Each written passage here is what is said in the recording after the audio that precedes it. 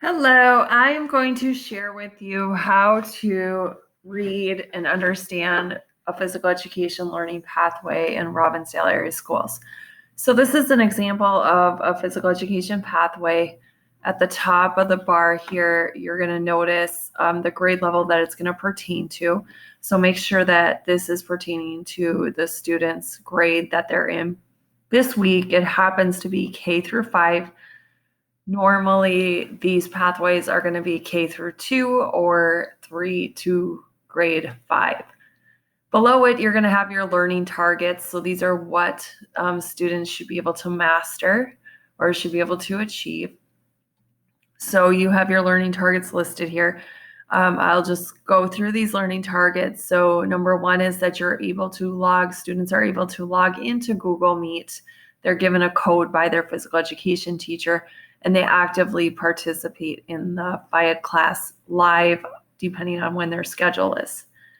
I can respond on Seesaw if you're in grades K through 3 or Schoology grades 4 through 5. So when activities are completed, there'll be like an exit ticket to be able to respond to get feedback. And then I can be prepared with having space, dressed appropriately, and then just being on time during those live meets if you're attending live.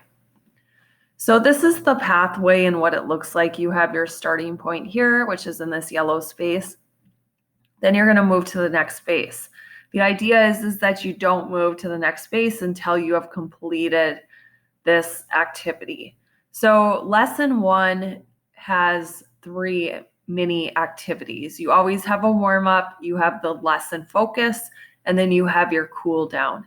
You're also going to notice that these spaces are white, which correlates with the type of lesson that it is. So down at the bottom here, must do lessons. These are required. So students must do the white spaces for both lessons 1 and 2 for that week. So lesson 1, there's a warm up, you have your introduction and cool down. If you're not able to participate in those live sessions, you can just play these instructional videos, follow along, and complete your lesson on your own time. Then we go to the should do activity. So this space is green. It is a should do activity. It is recommended. Students may do these additional activities just for extra practice. So it's totally optional. So if your student decides to do this activity, this should do activity, they'll watch the instructional video and then they'll complete the exit ticket, which is linked in here. The aspire to do activity, let me go back. Your aspire to do activity, this is an optional activity. So this is just if you want that extra. This activity mostly challenges you a little extra in focusing on those lessons that are during the week. Our aspire to do activity is a Dean calendar, which is drop everything and move. So there's directions on how to complete if you choose to do this activity. Again, it's just optional if you want that added extra challenge. Then the next on the board is your lesson 2. Same thing, you'll have a warm up, you'll have the lesson focus, and then a cool down, and then you are done once you hit that bottom space, which is success.